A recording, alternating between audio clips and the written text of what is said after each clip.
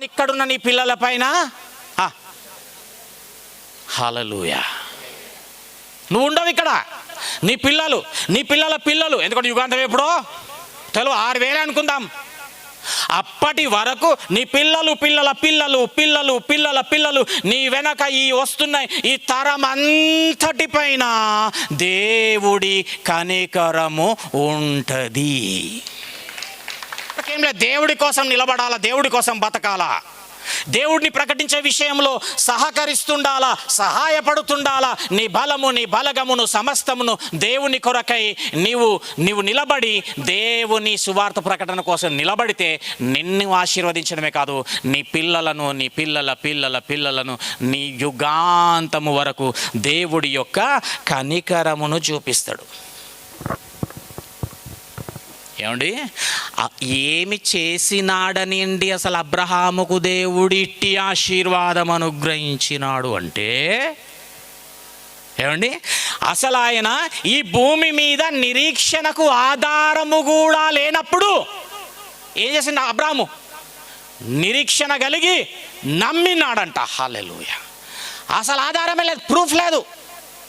ఆయన ఎదురు చూసే ఒక నిరీక్షణకు ఆధారమే లేదు, అయినా దేవుని నమ్మినాడంట. హల్లెలూయా. ఏమండి, మృతులను సహితము లేపగలడు అని, మృతుల పునరుద్ధానము ఉన్నది అని మొట్టమొదట నమ్మినటువంటి వాడు, మృతుల పునరుద్ధానం ఉన్నది, నా దేవుడు మృతులను సైతము లేపగలవాడని మొట్టమొదట నమ్మినటువంటి వాడు అబ్రహామును. అబ్రహామా, నీ యొక్క కుమారుని తీసుకొని వచ్చి ఇస్సాకును నాకు బలిగా ఇవ్వు అనంట. హెబ్రీయులకు రాసిన పత్రిక 11వ అధ్యాయం, హెబ్రీయులకు రాసిన పత్రిక 11వ అధ్యాయం. అంటే ఈయన ఏమన్నాడు, ఏమి చేసినాడు చూద్దాం ఒకసారి. 11వ అధ్యాయం 17వ వచనం నుంచి చదవండి ఒకసారి. విశ్వాసమును బట్టి బలిగా అర్పించెను.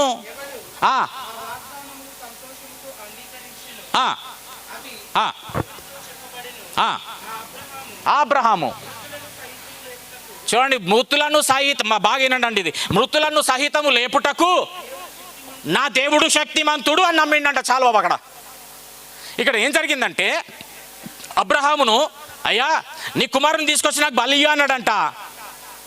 అయితే ఆయన వెళుతూ వినండి, ఆ రోజు అబ్రహాము ఇస్సాకును తీసుకొని వెళుతూ ఏమనుకుంటున్నాడంట తెలుసా? ఈరోజు నేను నా కుమారుణ్ణి నరికేస్తే నా దేవుడు ఎట్లా మళ్ళా చేసి నాకు ఇస్తాడో చూడాలా. హల్లెలూయా.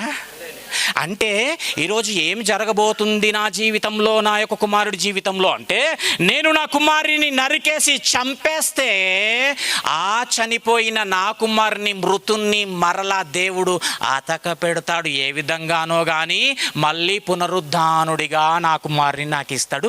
ఎట్లిస్తాడు అంటే, ఈరోజు నా కుమారుని నేను చంపేస్తే నా దేవుడు ఎట్లిస్తాడో చూడాలా.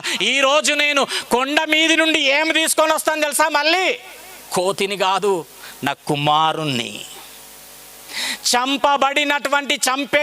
చంపినటువంటి నా కుమారుణ్ణి నేను మళ్ళీ తీసుకొని వస్తా.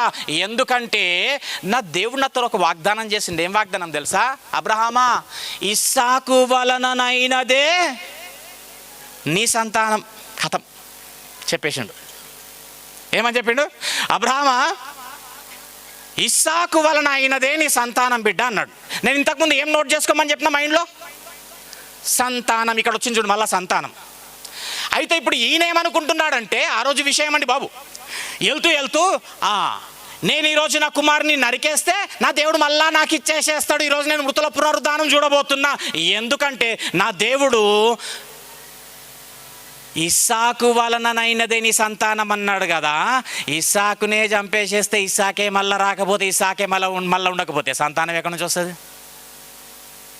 ఆ సంతానము, నీ సంతానము వలన భూలోక జనములన్నిటినీ నేను ఆశీర్వదిస్తానని చెప్పినాడంట. వా, ఇట్లా మాట ఇచ్చిన దేవుడు మరి నా సంతానమైనటువంటి ఈ యొక్క ఇస్సాకు నా కుమారుని చంపేసేస్తే ఆయన సంతానం ఎట్లా ఆశీర్వదిస్తాడు దేవుడు? అంటే ఈరోజు ఏం జరగబోతుంది అనమాట, ఇస్సాకును నేను చంపేస్తే నా దేవుడు మళ్ళా ఇయ్యబోతున్నాడు. ఈరోజు నేను మృతుల పునరుద్ధానం చూస్తా. సంతోషంగా పోతున్నాడు బాబిన. హల్లెలూయా. మీకు ఇంకో విషయం చెప్తా. మృతులను సజీవులుగా చేస్తాడు అనడానికి ఈ నిరీక్షణ, దాన్ని ఏమంటారంటే నిరీక్షణ. అవునా? ఈ నిరీక్షణకు ఆధారము లేనప్పుడు నమ్మిండని ఉన్నది కదా. ఈ నిరీక్షణకు అసలు అప్పటి వరకు ఆధారం లేదు. ఏం ఆధారం తెలుసా? అప్పటి వరకు భూమి మీద ఎవరూ ఎక్కడా చనిపోయి లేచిన దాఖలాలే లేవు. No proof. అయినా కానీ ఈయన ఏమనుకుంటుండు? చంపేస్తే మళ్ళీ మృతుల పునరుద్ధానం నేను ఇప్పుడు దేవుడు నాకు అనుగ్రహిస్తాడు, మృతుల నుంచి పునరుద్ధానం చేస్తాడు, నేను మృతుల పునరుద్ధానం చూస్తా. అర్థమైందండి? అర్థమైందండి? మీ ప్లేస్లో నేనుంటే వాహ్ అని వరుతుంటే వాహ్. ఏ మాట తెలుసా?